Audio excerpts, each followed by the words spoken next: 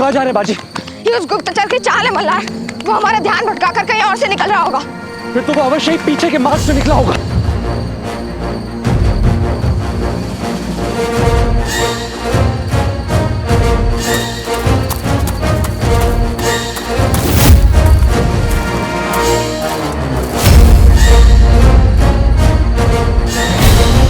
हो ना हो, ये होगा वो मुगलों का गुप्तचर जिसकी हमें तलाश है।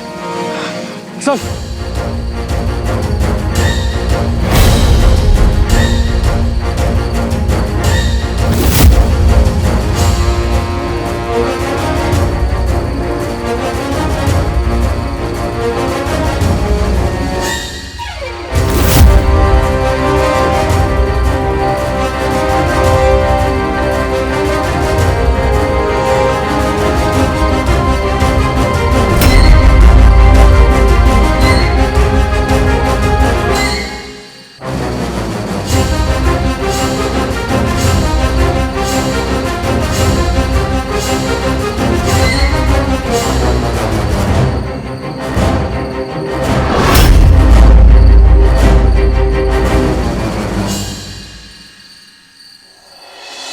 तो तुम नहीं जानते कि बाजी कहाँ है? वो बाजी को संदेह था कि हमारे बीच कोई मुगल गुप्तचर है जो मुगलों को यहाँ की प्रत्येक जानकारी दे रहा है। तभी आपकी अनुपस्थिति के बारे में नासिर को पता था और उसने बाजी पर हमला किया था। इसीलिए बाजी ने एक चाल चली। उसने जानबूझकर कहा कि उसे पता है मुगलों का बारूद कहाँ है और वो उसे जलाने जा रहा है ताकि वो देशद्रोही कमरुद्दीन को ये बात बताने का प्रयास करे और हम उसे गांव के बाहर ही पकड़ लें। पर मैंने सब जगह देखा, ना बाजी का कोई पता है और ना मल्हार का। आहो।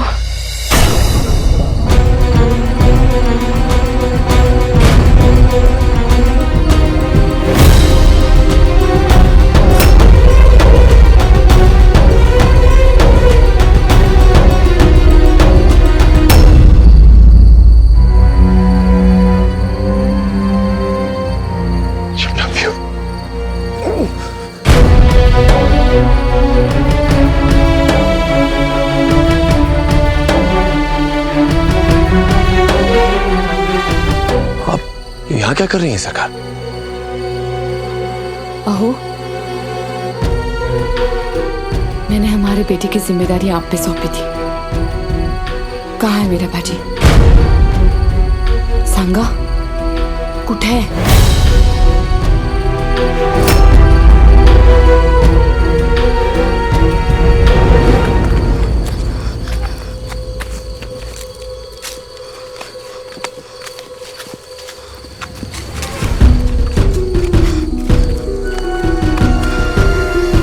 मुझे ढूंढ रहे हो?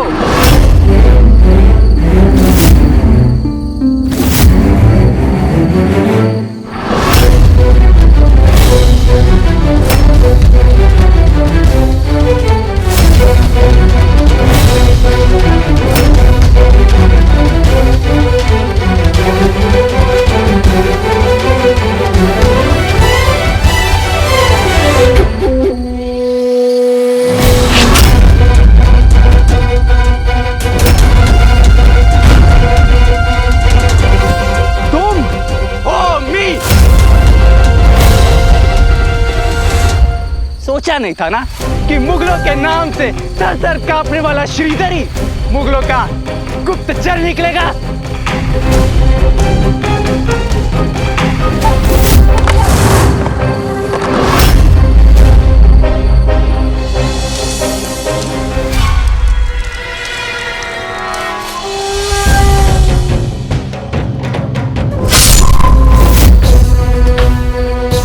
तुम्हाला काय वाटलं कि तुम नाटक करोगे कि तुम्हें पता है कि मुगलों का बारूद कहाँ रखा है और मैं तुम्हारी बात पर विश्वास करके ये बात मुगलों को बताने चला जाऊंगा और तुम मुझे पकड़ लोगे? बच्चे, मेरी नजर तुम पर थी। तुम्हारी हर चाल और हरकत मुझे मालूम थी, समझे? जब नासिर और उसके साथी मुझे उठाकर ले गए थे तो मैंने उनकी बातें सुन लिए थे कि मुगल अपना बारूद कहाँ छुपा कर रखते हैं। अब मैं यो तारा बोलने से पहले ही मुगलों का बारूद राख कर दूंगा।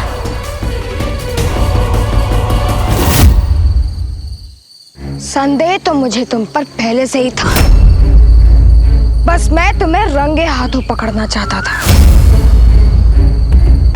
तुमने अपनी मिट्टी, अपने देश के साथ द्रोह किया है और हर अपराध क्षमा किया जा सकता है, देशद्रोह नहीं।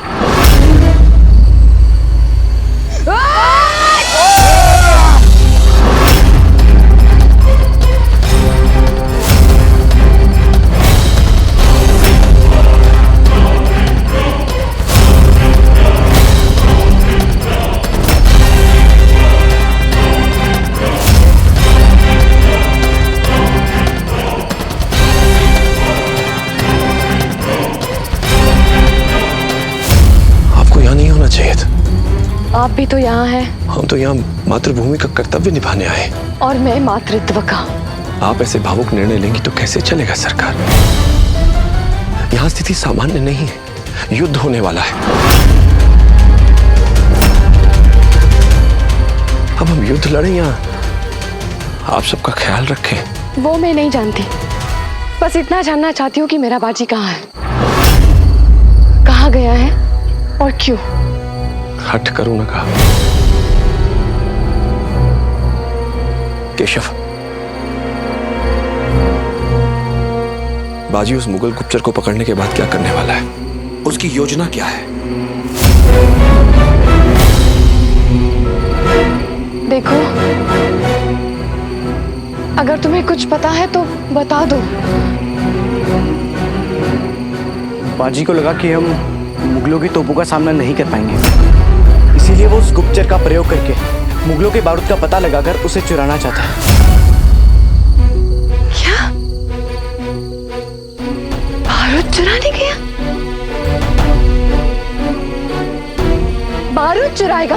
आओ, वो क्या थाली में रखा हुआ मोदक है कि चुरा के लेके आएगा? मुगलों का बारूद है। अब अभी जाइए, अपने सिपाहियों को लेके जाइए और देखिए बाजी कहाँ है। कितने सिपाही होंगे वहाँ? 4000।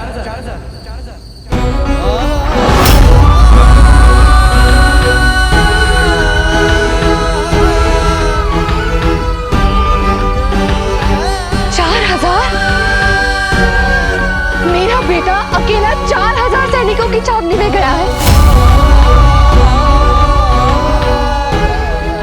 अब जाइए, लेके आइए उसे। अगर वो पकड़ा गया तो? घाबरो न कर सरकार, बाजी के मुगल छावनी से पहले ही हम उसे सुरक्षित वापस ले आएंगे।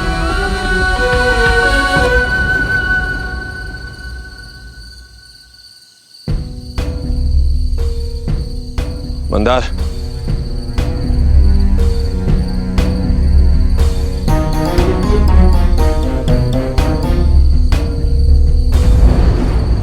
बालाजी, आओ।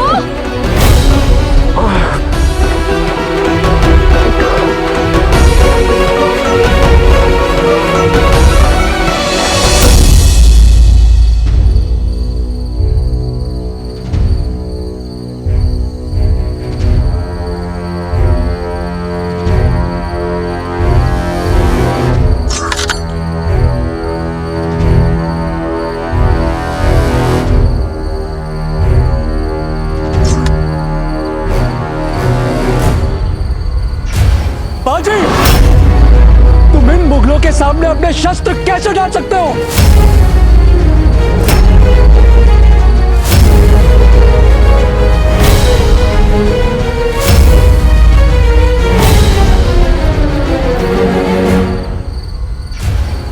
हमारे पास और कोई रास्ता भी तो नहीं है मल्हार।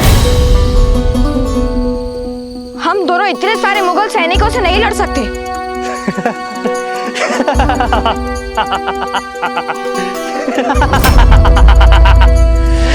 देर से ही सही, तुमने मान तो लिया कि मुगलों के सामने तुम लोग जीत नहीं सकते। मराठियों की इससे बड़ी हार हो ही नहीं सकती।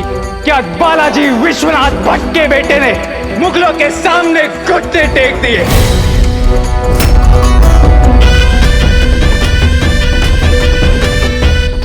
मैं जानता हूँ तुम्हारे सेनापति कमरुद्दीन खान और उनके बेटे नासिर को इस दुनिया में मेरे कटे हुए सर से अधिक और कुछ नहीं चाहिए। तुम में से जो कोई भी मेरा सर काटेगा उसे इनाम में धन मिलेगा, सम्मान मिलेगा। इसीलिए तुम में से हर कोई मेरा सर काटने को बेचैन होगा। पर मैं मरने से पहले अपनी अंतिम इच्छा पूरी करना चाहता हूँ।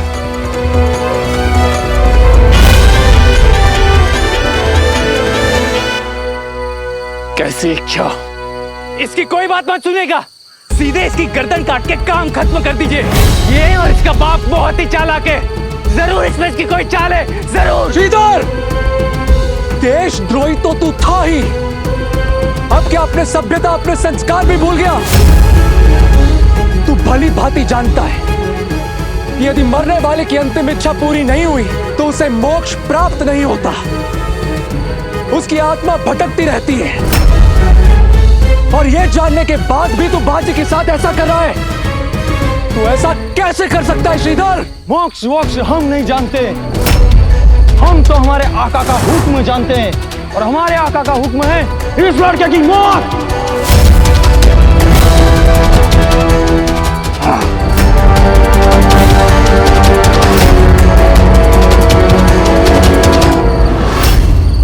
यदि तुमने मेरी अंतिम इच्छा पूरी नहीं की तो सर मेरा कटेगा, पर इज्जत तुम्हारी घटेगी। संसार तो मुगलों पर हंसेगा कि तुम मुगल एक छोटे से बच्चे से इतना डर गए कि उसकी अंतिम इच्छा तक पूरी नहीं की। मैं तो यह देखकर अचंभित हूं कि इतने सारे मुगल एक छोटे से बच्चे से डर गए। वाह! तो यह है मुगलों की बहादुरी। आप इनकी बात मत सुनिए, इन्हें अभी इसी वक्त खत्म कर दीजिए, ये जरूर इनकी चाल है, जरूर।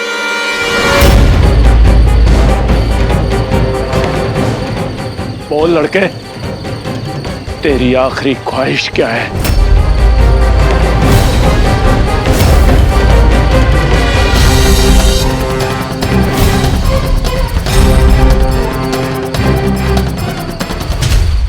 मेरे देश की मिट्टी मेरी भगवान है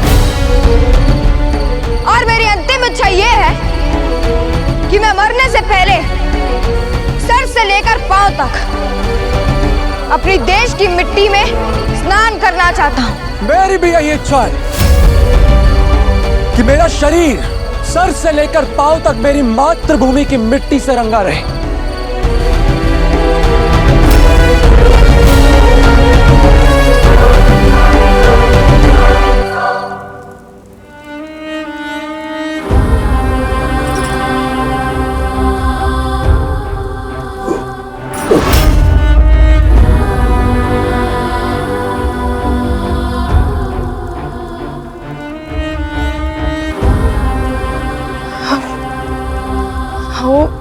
ये तो करना पड़ेगा ना, वरना आपका ये घाव नासुर बन जाएगा।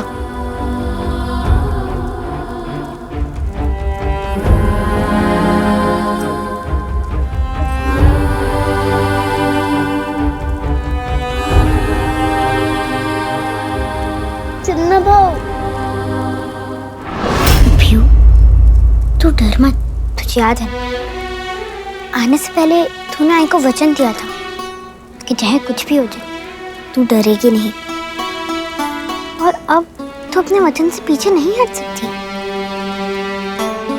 आओ बच्चों, तुम मेरे साथ चलो। या चलो। नहीं, हम अपने आई बाबा को छोड़कर कहीं नहीं जाएंगे।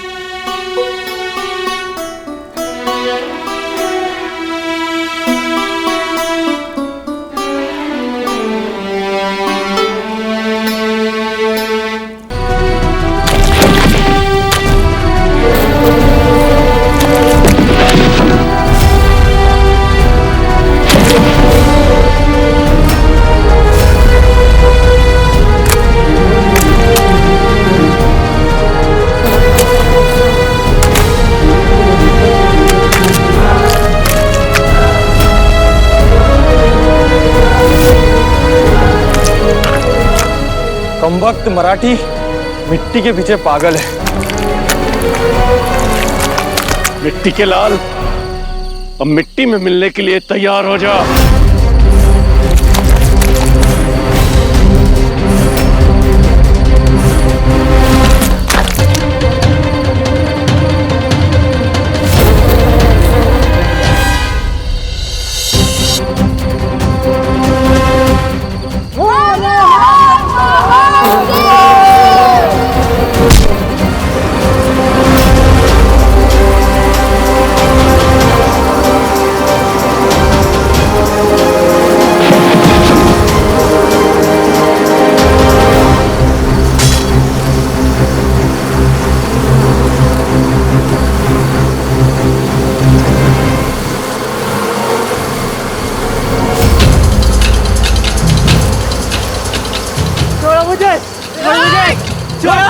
जाने दो मुझे, छोड़ दो मुझे, भगवान के लिए छोड़ दो। इतनी जल्दी में कहाँ जा रहे हैं श्रीधर जी?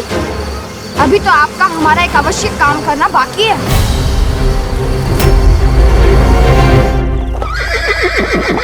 मल्हार, बस एक बार हम इन मुगलों का बारूद चुरा लें, फिर बिना तोपों के इनकी शक्ति ऐसे ही आधी हो जाएगी। काहे? तुम मुगलों का बारूद चुराने आए हो? तुम्हें डर नहीं लगता?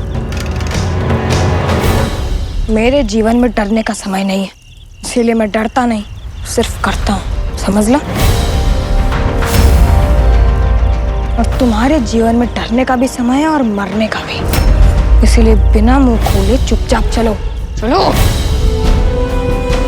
और एक बात याद रखो, यदि तूने कोई भी गड़बड़ की तो बाजी ने भले ही आज तक किसी के प्राण न लिए हो, किंतु मुझे एक देशद्रोही को मारने में एक क्षण भी नहीं लगेगा। समझ लगा? ओ, चल।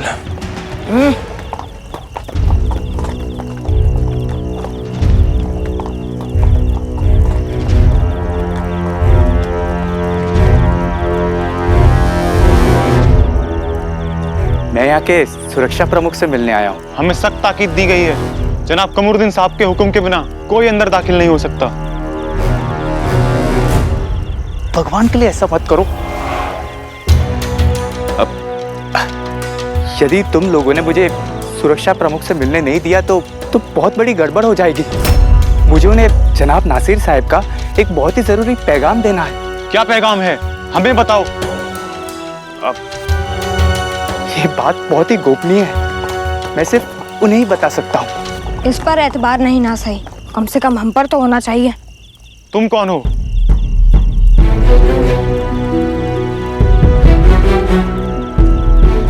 ये जनाब नासिर साहब के अजीज दोस्त हैं, इसलिए उन्होंने खुद इन्हें हमारे साथ भेजा है। और अब यदि तुमने इनसे कोई भी और सवाल पूछा तो तुम्हें नासिर साहब को जवाब देना पड़ेगा कि उनके हुक्म की तामील होने में इतना वक्त कैसे लग गया। समझे?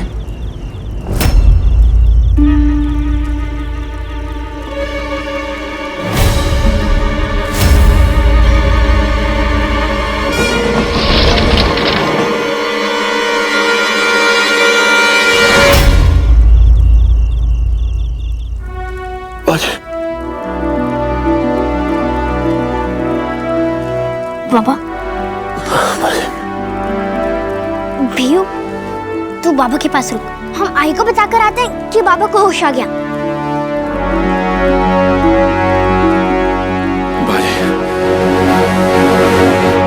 मैं कुछ सैनिकों को लेकर बाजी को लेने जाता हूँ। नहीं मंदार, जिस सेना का संख्या बल पहले ही इतना कम हो, वो युद्ध आरंभ होने से पहले अपने और सैनिकों को दांव पर नहीं लगा सकती। यदि ऐसा हुआ तो कल के युद्ध में हम एक पैर भी नहीं टिक पाएंगे, इसलिए बाजी को बचाने के लिए कोई सैनिक टुकड़ी नहीं जाएगी। मैं अकेले जाऊंगा। मैं खास से सहमत हूँ। पर खास बालाजी के दाहिने हाथ है और युद्ध के पहले सेनापति के दाहिने हाथ को संकट में डालना उचित नहीं है। कल त्रिशूल व्यू की रचना होनी है और त्रिशूल व्यू बालाजी के अलावा मात्र खास ही जानते हैं। हमें युद्ध में उनकी आवश्यकता पड़ेगी। बालाजी की शारीरिक स्थिति ठीक होती तो और बात थी, परंतु अभी तो वो कभी होश में आते हैं कभी नहीं। यदि नेतृत्व कमजोर पड़ा तो सारे गांव वाले तितर बितर हो जाएंगे। यदि खास नहीं जाएंगे तो मराठियों में से कौन सा महावीर है जो बाजी को बचाने जाएगा? मैं जाऊंगा, मैं जाऊंगा, मैं जाऊंगा, मैं जाऊंगा, मैं जाऊंगा, मैं जाऊंगी।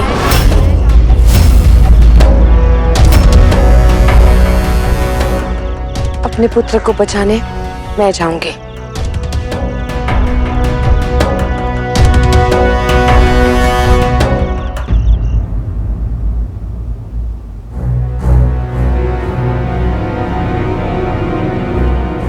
बाजी, हम अंदर आ तो गए, पर बारूद लेके यहाँ से निकलेंगे कैसे? मैं भी तो वही सोच रहा हूँ। काय, तुम दोनों को ये भी नहीं पता कि तुम यहाँ से बाहर कैसे निकलोगे? तुम दोनों नहीं, कहो हम यहाँ से बाहर कैसे निकलेंगे? क्योंकि अगर हम यहाँ मरे तो तुम्हें भी साथ लेकर मरेंगे।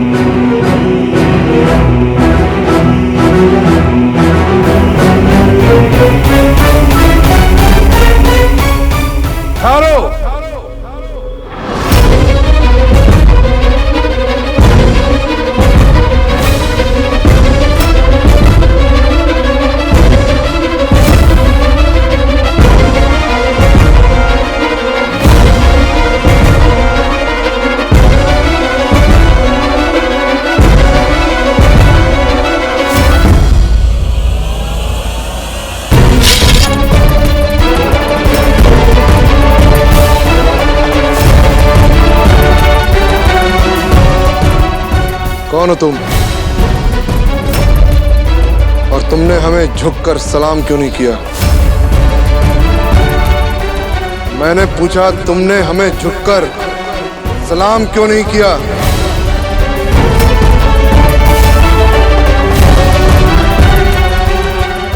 मराठी का सर कट सकता है, झुक नहीं सकता। कि बाजी खुद तो मरेगा ही, हमें भी मरवाएगा।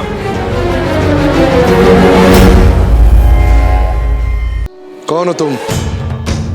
और तुमने हमें झुककर सलाम क्यों नहीं किया? हुजूर, तो बात यह है कि ये झुक नहीं सकते। क्यों? दरअसल इनकी रीढ़ की हड्डी ही कुछ ऐसी है। बहुत बड़े बड़े हकीमों को दिखाया, पर कमबख्त टूटने को तैयार है पर झुकने को नहीं। तो रीढ़ की हड्डी की बीमारी है तो फौज में क्या कर रहे हो? हम फौज में झुकने के लिए नहीं आए, दुश्मनों को झुकाने के लिए आए हैं। देखा आपने, इसी जज्बे की वजह से ये नासिर साहब के अजीज दोस्त हैं। बहुत अजीज, इतने अजीज के नासिर को देखते ही दिल करता है कि ऐसे गले मिले कि जान ही निकाल दे। नासिर साहब के खास बुलावे पर जंग लड़ने के लिए आए हैं। वल्लाह, इतनी सी उम्र में ये बहादुरी। तुम्हारा नाम क्या है बहादुर? बुला लो अपने साथी को। याकूत वाकूत, जा चाहे वाकूत। याकूत, याकूत तो नासिर साहब के अजीज हाथी का नाम है। हाँ, और उनके अजीज साथी का भी यही नाम है, याकूत।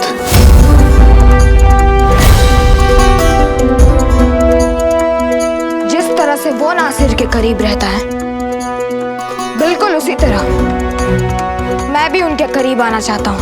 वाह, तलवार के भी अमीर हो और बातों के भी। जो कुछ भी सीखा है बुजुर्गों से ही सीखा है। यहाँ कैसे आना हुआ? बालाजी ने जंग से पहले ही हमारी तोपों को बर्बाद करने की साजिश की है, इसलिए नासिर साहब ने हुक्म दिया है कि बारूद को किसी महफूज जगह पहुंचा दिया जाए। बारूद? हमें ऐसा तो कोई पैगाम नहीं मिला। पैगाम का इंतजार करोगे तो बहुत देर हो जाएगी। आप नहीं जानते वो बालाजी कितना खौफनाक आदमी है। जिन है जिन। उसने अकेले भैरवगढ़ जीता था। उसी ने अजिंक्य तारा पर हमारा हमला नाकाम किया था। वो बहादुरी और दलेरी में हमारा बाप है। बाप। इसलिए जल्द से जल्द हमें यहाँ से बारूद हटाना होगा। और अगर आपको हम पर यकीन नहीं हो रहा तो हम चले जाते हैं। पर फिर जो होगा उसके जिम्मेदार हम नहीं, आप होगे।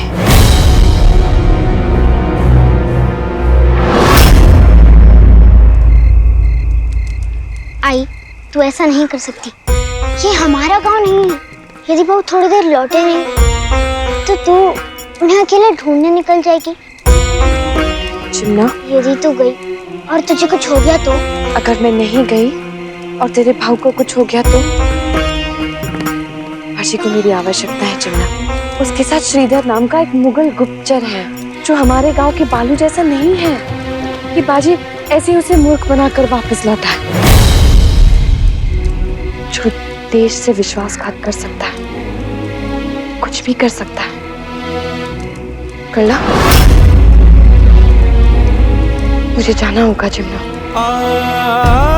मुझे बाजी की बहुत चिंता हो रही है। तुझे मात्र भाव की चिंता है, हमारी नहीं, भीव की भी नहीं। पापा बीमार है, वो कमजोर है, और अब तू भी हमें छोड़कर जा रही है। हमारा ध्यान कौन रखेगा? कौन करेगा हमारी रक्षा?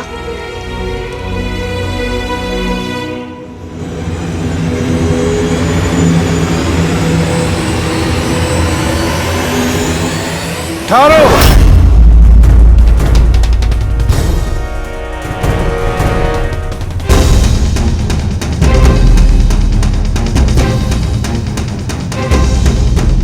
तुम लोग गाड़ियों में बारूद भरना शुरू करो।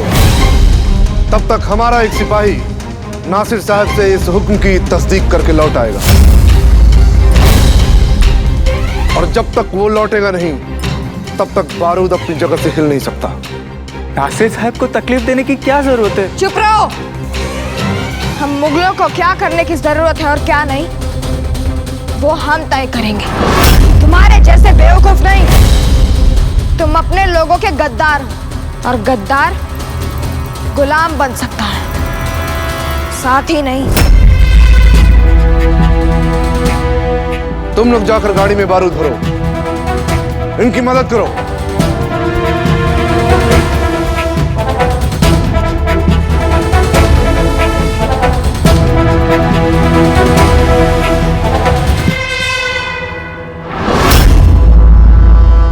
नासिर के यहाँ आने से पहले मुझे यहाँ से बाहर निकलना होगा।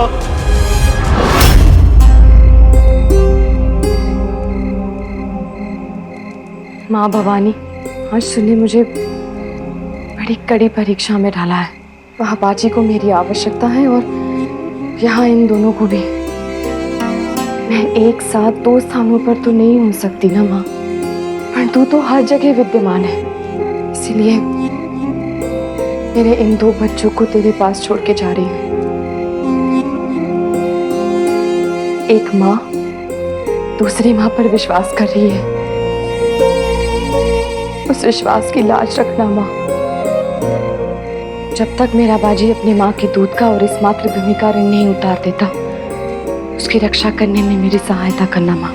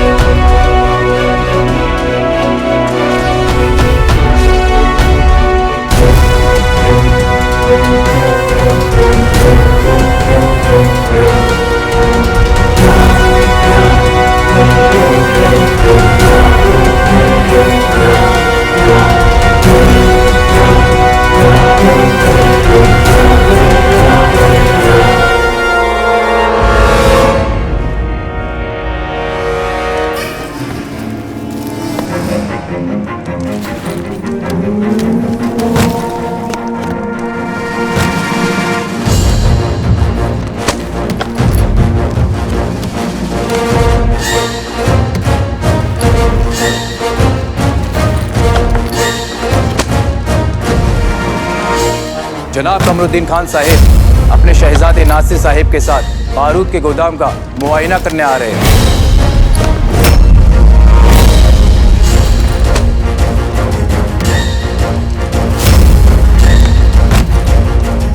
नासिर ने मुझे यहाँ देखा तो देखते ही मार डालेगा।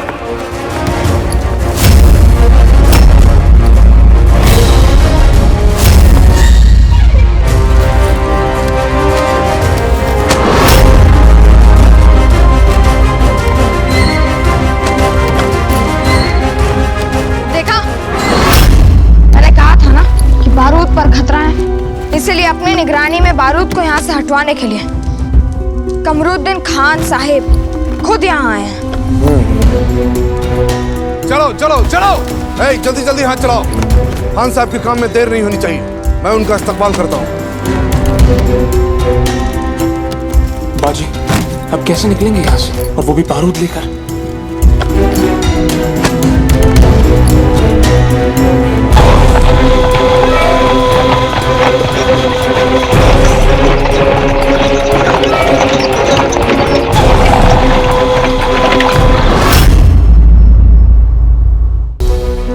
क्या सोचा है बाजी, क्या करेंगे आप?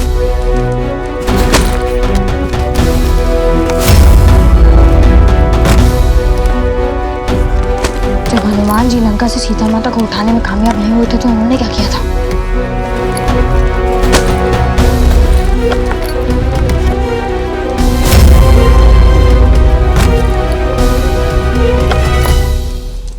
ये आत्महत्या है बाजी। आत्महत्या नहीं, बलिदान। और युद्ध बलिदान मांगता है।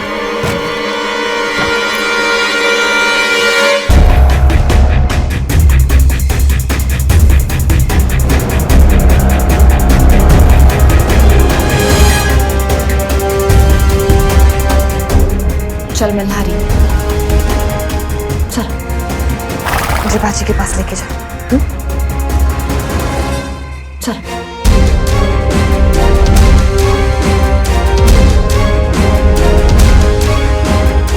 सरकार,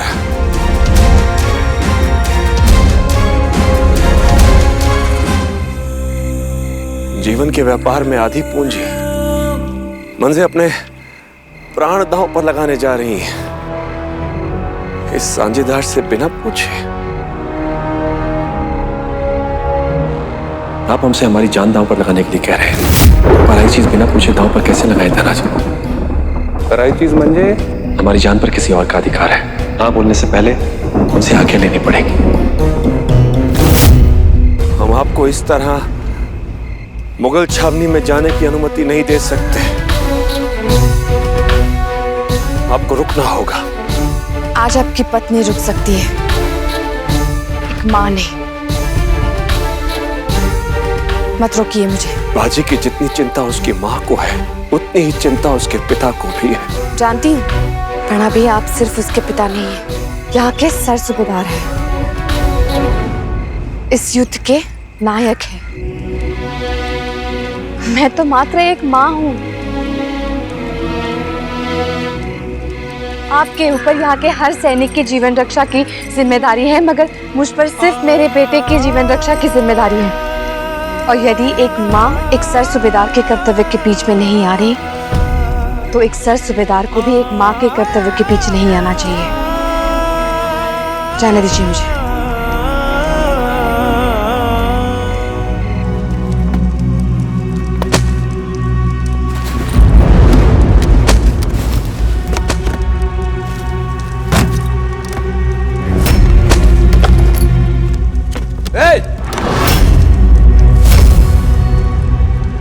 तुम इतने आराम से झुक कैसे गए? तुम्हारी रीढ़ की हड्डी में तो तकलीफ है ना? बोलो। मैंने कहा बोलो। जवाब क्यों नहीं देते?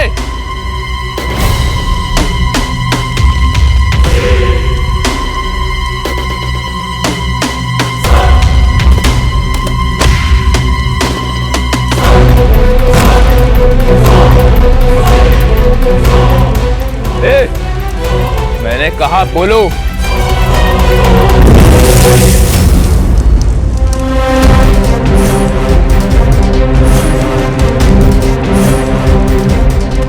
मराठी झुकता है तो दुश्मन को तोड़ने के लिए। क्या कर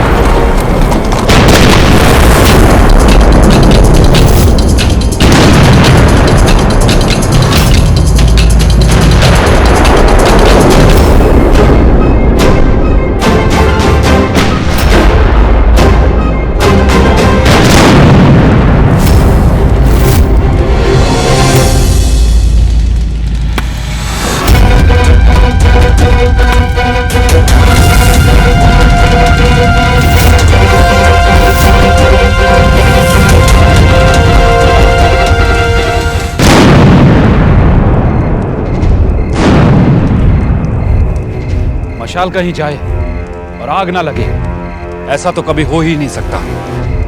बाजी ने मुगलों के बारूद को नष्ट कर दिया।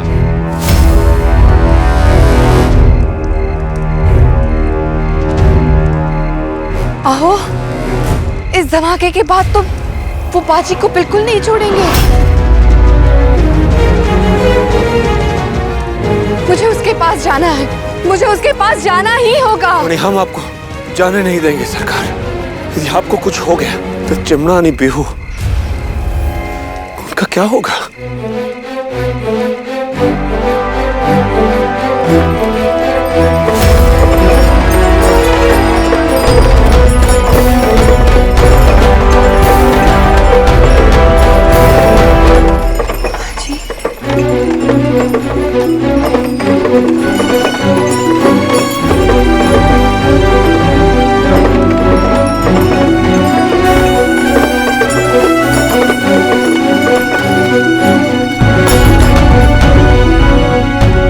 आई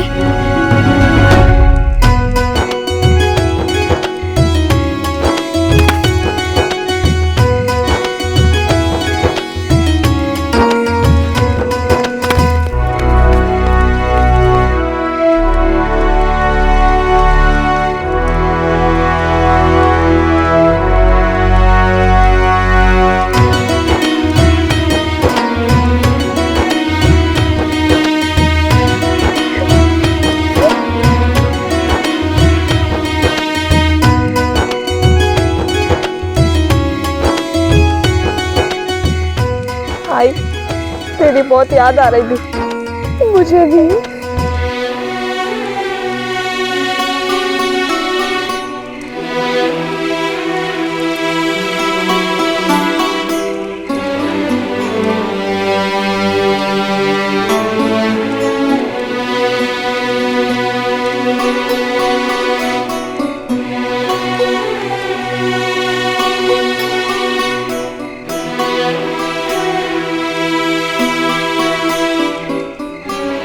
बाबा, मैं जानता हूँ कि आप मुझसे नाराज हैं, क्योंकि आपके बार बार कहने पर भी मैंने आपके आदेश का पालन नहीं किया। पर मैंने आपके आदेश की अवज्ञा मातृभूमि की रक्षा के लिए की। ये निर्णय लेने का अधिकार तुम्हारा नहीं था बाजी। सेना अनुशासन की डोर से बंधी होती है। यदि तुम्हारी तरह हर सैनिक अपनी मर्जी से मातृभूमि की रक्षा के मार्ग खोजने लगा तो इस सेना को बिखरते देर नहीं लगेगी। यदि तुमने मुगलों के बारूद को नष्ट करने, उसे चुराने की योजना बनाई थी तो तुम्हें हमें बताना चाहिए था। हम इस कार्य के लिए तुमसे अधिक कुशल, तुमसे अधिक अनुभवी योद्धाओं को भेजते।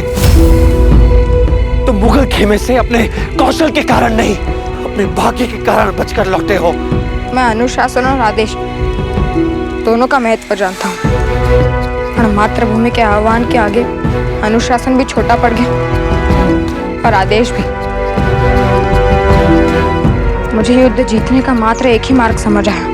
यदि रावण को परास्त करना है तो युद्ध से पहले रावण के लंका में आग लगा दी जाए।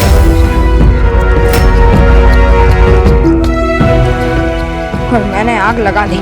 हो, आज जो तुमने किया है उससे हमें लाभ होगा, और तुम्हारी ये अनुशासनहीनता की प्रवृत्ति कल को बहुत बड़ा नुकसान पहुंचाएगी पाजी। भय, कायरता, अनुशासनहीनता, ये तीनों जंगल की आग की तरह फैलते हैं। इस सेना का एक सेनापति है, यदि तुम्हारी तरह प्रत्येक सैनिक सेनापति बनकर स्वतंत्र निर्णय लेने लगा तो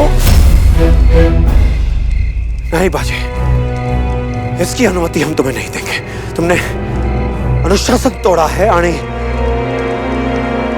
अनुशासन तोड़ने का दंड सबके लिए बराबर होता है, फिर वो चाहे कोई सैनिक हो या हमारा पुत्र।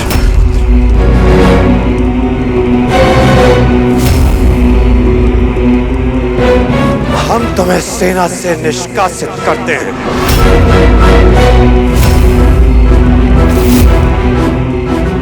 आज से मात्र तुम बाजी हो, ना तो इस सेना का भाग हो और ना ही मातृभूमि के रक्षक।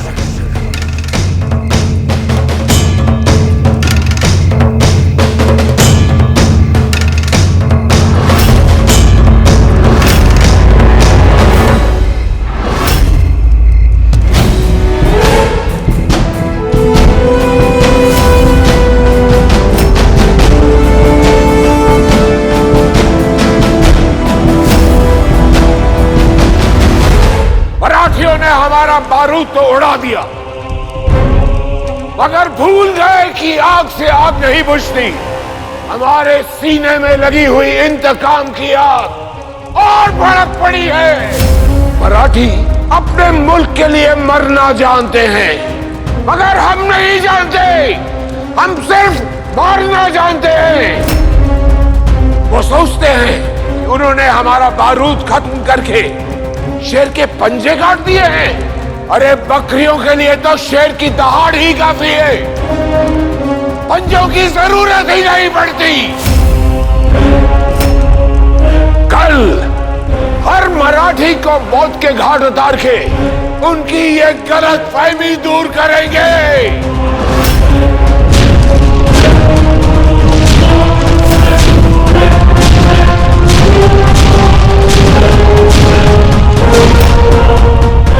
उसकी तैयारी की जाए।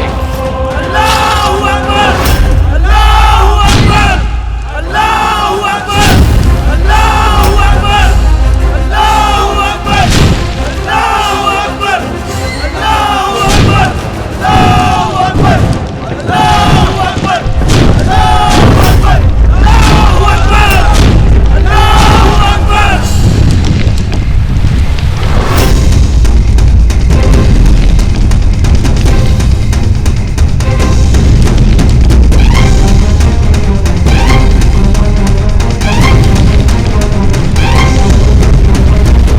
भूकंप?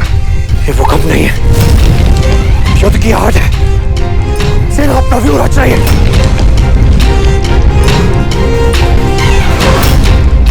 क्या कि तुम मुगल अपने गोला बारूद के बिना हमें हराने के लिए करेंगे क्या? बारूद समाप्त होने के पश्चात भी ये अंतर नष्ट नहीं हो जाता कि वो 4000 हैं और हम 40। वो युद्ध कला में निपुण सेना के साथ आक्रमण कर रहे हैं, जो बिना बारूद के भी हम सबको समाप्त करने की क्षमता रखते हैं।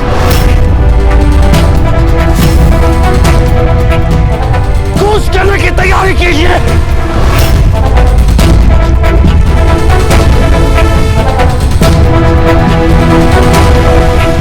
आहो,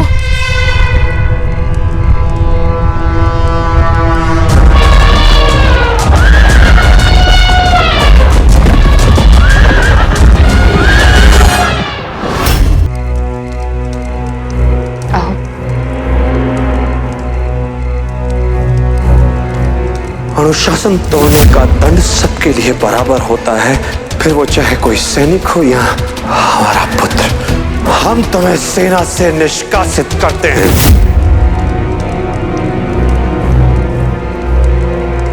पौधे सिर्फ छांव में भी मुरझाते हैं और सिर्फ धूप में भी। बच्चों को उनकी गलती पर डांटना आवश्यक है तो कुछ सही करने पर प्रोत्साहन देना भी आवश्यक है।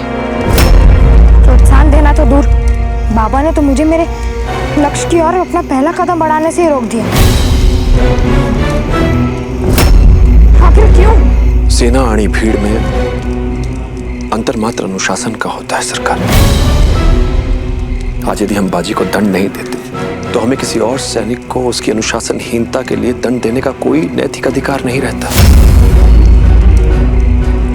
सैनिक स्वतंत्र नहीं होता, उसकी एक इकाई होती है। आज बाजी ने जो किया है उससे मात्र उसके प्राण ही नहीं, मल्हार के प्राण भी संकट में पड़ गए थे। प्राणों पर खेलना ही तो सैनिक का धर्म होता है। माना कि मुझसे गलती हो गई, पर बाबा कहते हैं कि व्यक्ति अपनी गलतियों से ही कुछ सीखता है। आजकल मैं जो कुछ भी करता हूँ बाबा को गलत लगता है। मैं चाहे जो कुछ भी कर लूं, बाबा मुझसे क्रोधित ही रहते हैं। हम उससे क्रोधित कम, उसके लिए चिंतित अधिक। और आप भूल कर रही हैं कि बाजी हवा है और हम उसे सही दिशा में मोड़ने वाली चट्टान। हवा को मोड़िए पर उसके वेग को तोड़िए मत। हो, बाजी वीर बालक है, पर है तो बालक ही ना। कहीं आपकी वाणी की कठोरता को आपके हृदय की कठोरता ना समझ बैठे। बाजी क्या समझता है क्या नहीं, उससे अधिक आवश्यक यह है कि उसके लिए क्या उचित है और क्या अनुचित। इसलिए हमने ये निर्णय लिया है सरकार, कल के युद्ध में बाजी भाग नहीं लेगा।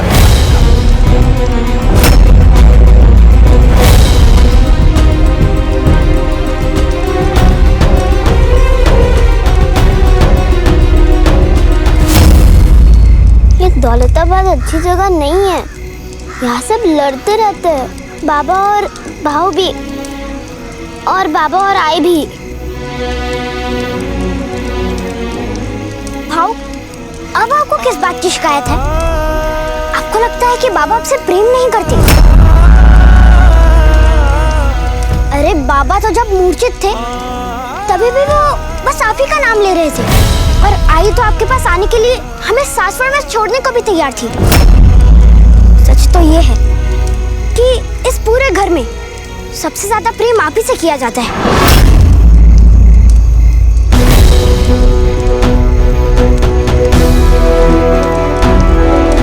लो, अब दोनों भाइयों में भी लड़ाई हो गई।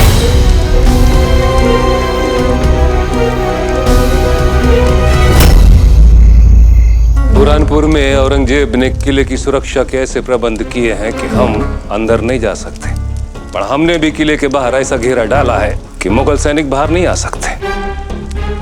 अब तक ये खेल शौर्य का था, पर अब ये खेल धैर्य का है। रानी साहब, हमारे सैनिक धूप में जल रहे हैं तो मुगल सैनिक अंदर भूख से तड़प रहे हैं। रानी साहब, रानी साहब, एक संदेश मुगलों का संदेश लेकर आए।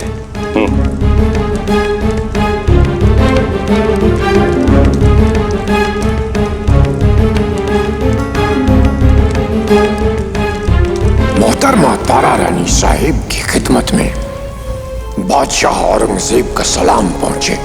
फैसला करने के दो तरीके हैं, पहला जंग, दूसरा जिरह।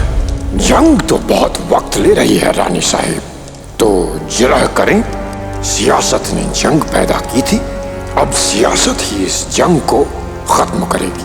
आज किसी ऐसी जगह पर मिला जाए जो ना आपका इलाका हो ना हमारा, ना आपके पास हथियार हो ना हमारे, और ये मुलाकात एक राज रहेगी। ऐसा राज कि तारीख लिखने वालों को भी इसकी खबर नहीं होगी। एक वफादार के साथ आप आएंगी और एक वफादार के साथ हम ताप्ती नदी के पास आपका इंतजार करेंगे।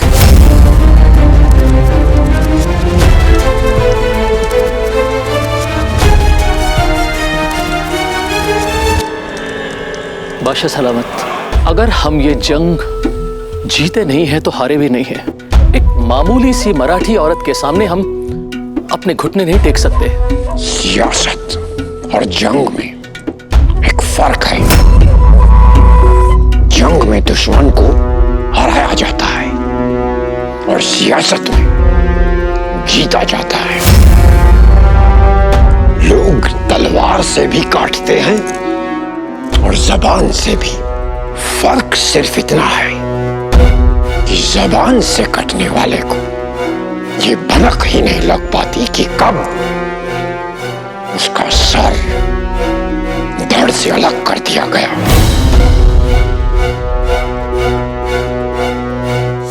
मराठियों की इस रानी के साथ हम कुछ ऐसा ही करने वाले हैं। आपको क्या लगता है, क्या तारा रानी साहिब इस चाल में फंस जाएगी? तारा रानी साहिब, औरंगजेब ने हमारे लिए जाल बिछाया है धाना जी, पर मातृभूमि के लिए हम उस जाल में जाएंगे। क्षमा करें रानी साहिब, आपका सेनापति होने की हैसियत से हम आपको ये खतरा मोल लेने नहीं देंगे। रानी साहिब, अगर आपको कुछ हो गया तो बुरहानपुर तो हाथ से जाएगा ही, पूरा मराठा साम्राज्य ध्वस्त हो जाएगा। और अगर औरंगजेब को कुछ हो गया तो पूरा मुगल साम्राज्य ध्वस्त हो जाएगा।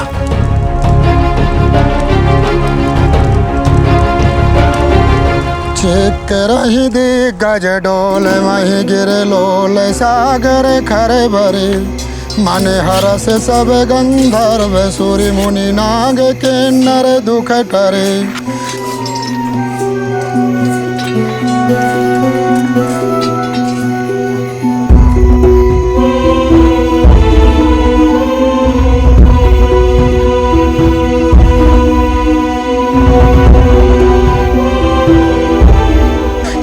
रही दिग्गज डोल मही गिर लोल सागर खरे भरे माने हरस सब गंधर्व सुर मुनि नाग किन्नर दुख टरे। कट कटाही मरे कट विकट भव कोटि कोट धावही जय राम प्रबल प्रताप कौशल नाथ गुण गण गावही।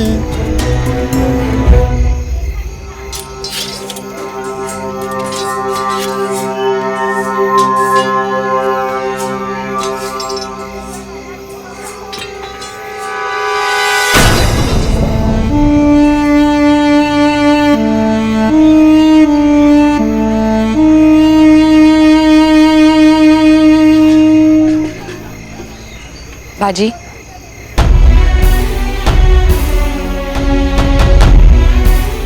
तुझे तेरे बाबा ने युद्ध करने से रोका है, इसका मतलब ये नहीं कि तू युद्ध में कोई योगदान नहीं कर सकता। कैसे आई? मैं युद्ध में बिना शस्त्र उठाए किसी की मदद कैसे कर सकता हूँ? महाभारत में श्री कृष्ण ने भी शस्त्र नहीं उठाया था बाजी, पर पूरा युद्ध वही कर रहे थे। युद्ध शस्त्र नहीं करते, योद्धा की बुद्धि करती है। अब तू ये कैसे करेगा, ये तय करना तेरा काम है। मजाक, ब्रह्मेंद्र स्वामी से अपने बारे में तूने मात्र एक ही भविष्यवाणी सुनी थी, अल्पायु होने की, पर उन्होंने और भी कुछ कहा था और वो आज सत्य होने वाला है। ये संसार से उल्टी चाल चलेगा, इसके जैसा दूसरा कोई नहीं होगा। ये अद्वितीय होगा, अद्वितीय। तूने मुगलों की छावनी में जाकर उनका बारूद जलाकर ये सिद्ध कर दिया बाजी कि तेरे पाँव में परंपरा की बेड़ी नहीं है। तू किसी की बनाई राह पर कभी नहीं चलेगा, तू खुद अपनी राह बनाएगा, और ऐसी राह बनाएगा जिसके बारे में कभी किसी ने सोचा भी ना हो। पढ़ाई, यदि बाबा मुझे युद्ध में लड़ने नहीं दे तो? बाबा ने मुझे अपने आदेश के पिंजरे में बांध दिया। लक्षात ठेव बाळा, बुद्धिमान के लिए पिंजरा भी आकाश होता है और मूर्ख के लिए आकाश भी पिंजरा। बुद्धि चला।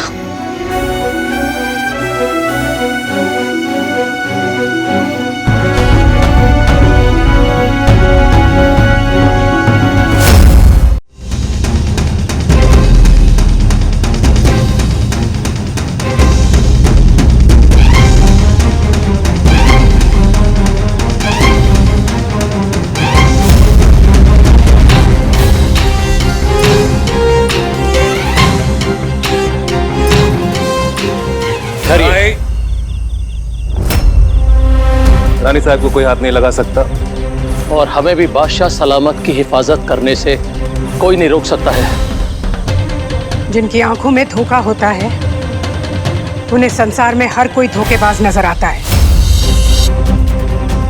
जशी दृष्टि तशी सृष्टि। बिना विश्वास के वार्तालाप का क्या अर्थ है?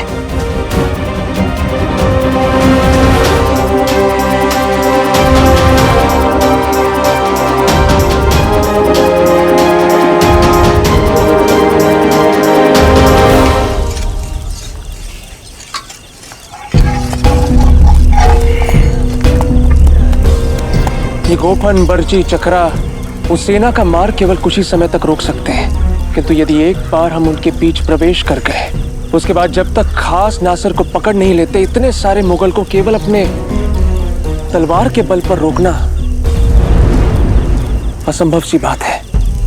और बालाजी का खाब अभी तक हरा है, वो त्रिशूल व्यू का मध्यशूल कब तक संभाल पाएंगे? इसीलिए हमें कुछ और करना होगा। हमें कुछ ऐसा करना होगा जो बाबा ने आज तक अपने सपने में भी ना सोचा। हम क्या करेंगे बाजी? हम केवल 40 हैं और वो 4000। जिस सेना के केवल चलने मात्र से भूकंप आ गया, ऐसी सेना तो केवल तभी रुक सकती है जब या तो आसमान से बिजली गिर जाए या धरती का सीना फट जाए।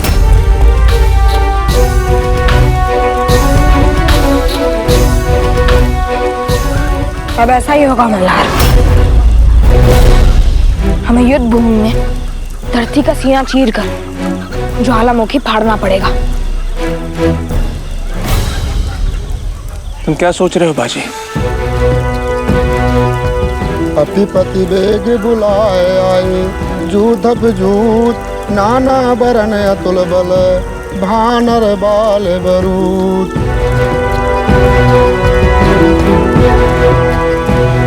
सुंदर कांड की इस चौपाई का अर्थ है कि विकट और विकराल वानरों से बनी श्री राम जी की सेना जब आगे बढ़ी तो पर्वत कांपने लगे, सागर थरथरा उठे और वो वानर उत्साहपूर्वक जय श्री राम का उद्घोष करते हुए आगे बढ़ते रहे। पर इस योजना को अंतिम समय में इसे अंजाम नहीं दिया जा सकता। और फिर तेरे पिता ने कुछ सोच समझ कर ही त्रिशूल व्यू की रचना की। हमें पूरी दृढ़ता के साथ उनके पीछे चलना चाहिए। तुम दृढ़ता के साथ पीछे चलो और मैं दृढ़ता के साथ आगे चलूंगा, क्योंकि मैं जानता हूं कि युद्ध को जीतने के लिए हमें ये प्रयास करना होगा। किंतु बाजी, तुम्हारी ये योजना विफल होने की संभावनाएं बहुत अधिक है। पर इसके सफल होने की संभावनाएं भी तो हैं। और सोचो, हम सफल हो गए तो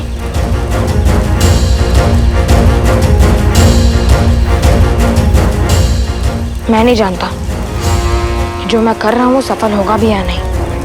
मुझे नहीं पता कि यदि ये संभव हो भी गया तो भी हमें युद्ध जिता पाएगा या नहीं।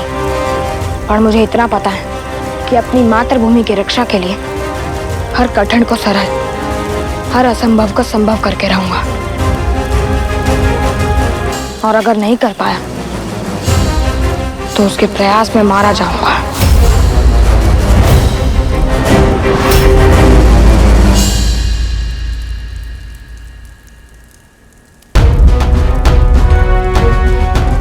हिंदुस्तान का बादशाह मराठी तख्त पर बैठने वाली तारा रानी साहेब का इस्तकबाल करता है। मराठी तख्त पर हम नहीं, हमारे पुत्र शिवाराजे बैठे हैं।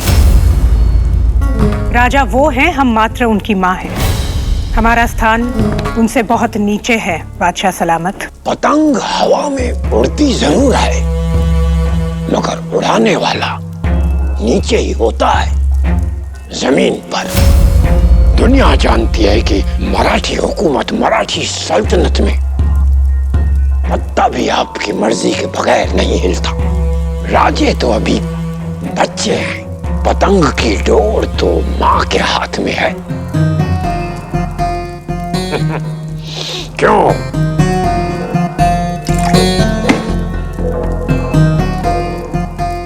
शरबत? क्षमा कीजिए, हमारा आज उपवास है। उपवास? उपवास?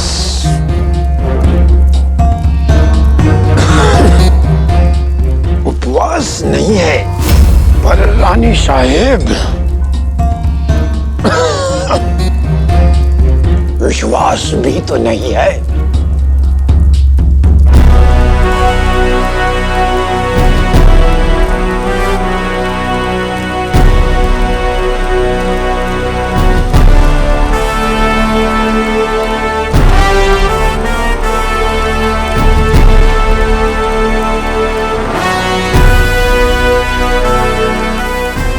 क्षमा चाहूंगा बाबा, क्योंकि आज एक बार फिर आपके आदेश की अवज्ञा करने जा रहा हूं। और क्या करूं? मातृभूमि का आह्वान आपके आदेश से बड़ा है। अब तो बस यही आशा है कि कल मैं ना आपका सर झुकने दूंगा, ना कटने दूंगा।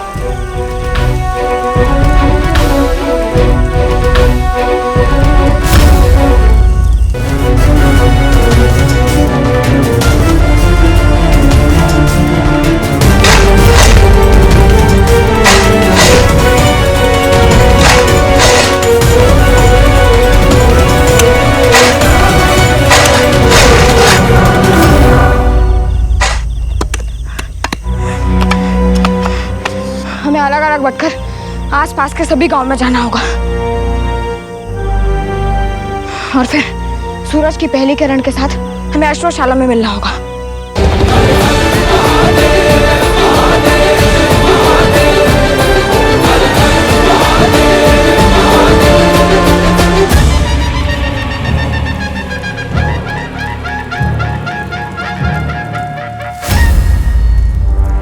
हमने यकीन कर लिया है, आप भी कर लीजिए। हम यहाँ यकीन करने नहीं, संधि करने आए हैं। और जब तक संधि हो नहीं जाती तब तक आप हमारे शत्रु हैं। हम प्यास से भले ही क्यों न मर जाएं, पर हम शत्रु के हाथ से पानी नहीं पिएंगे। ये जिद्दी मराठी।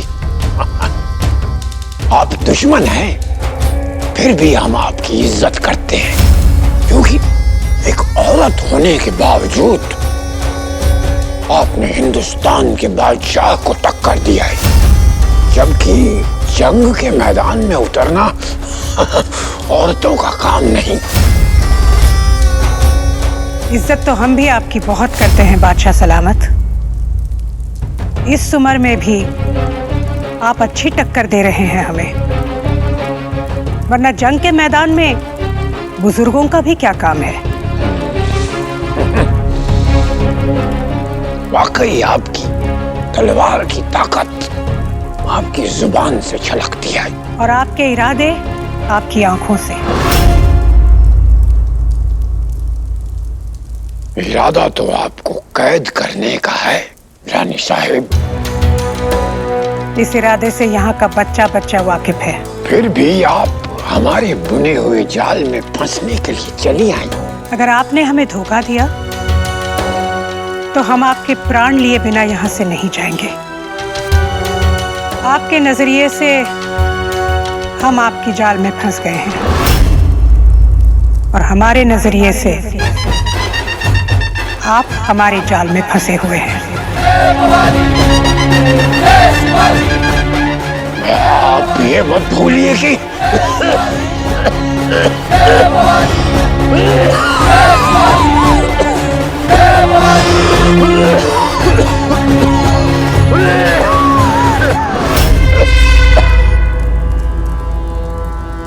बस यही वजह है कि हमने आपको इस समझौते के लिए बुलाया है। हम चाहते हैं कि आप बुरहानपुर छोड़ दें। हमारी आखिरी फतह आप हमें दे दें, बदले में हम हमेशा के लिए दक्कन छोड़कर दिल्ली चले जाएंगे।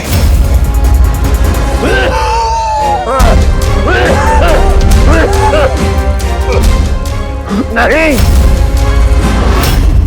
किसी को बुलाने की जरूरत नहीं। हम नहीं चाहते कि किसी को भी हमारी तबीयत और इस हालत के बारे में पता चले। और अगर हमने आपकी बात नहीं मानी तो?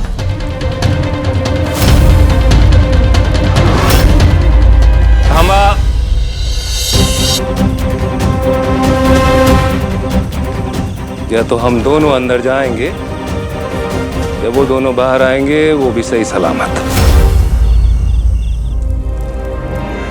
तो तारा रानी साहिब, हम मराठी तख्त के असली हकदार शाहू जी को रिहा कर देंगे। उसके बाद आप ऐसी रानी के नाम से जानी जाएंगी जिसने अपने लोगों को सिर्फ जंग बख्शी, और शाहू महाराज ऐसे राजा के नाम से जिन्होंने अपने लोगों को सुकून और अमन बख्शा। आप ही तय कर लीजिए कि आपके जांबाज मराठी सरदार अमन और जंग में से क्या चाहेंगे, किसे चुनेंगे? सोच कर बताइए।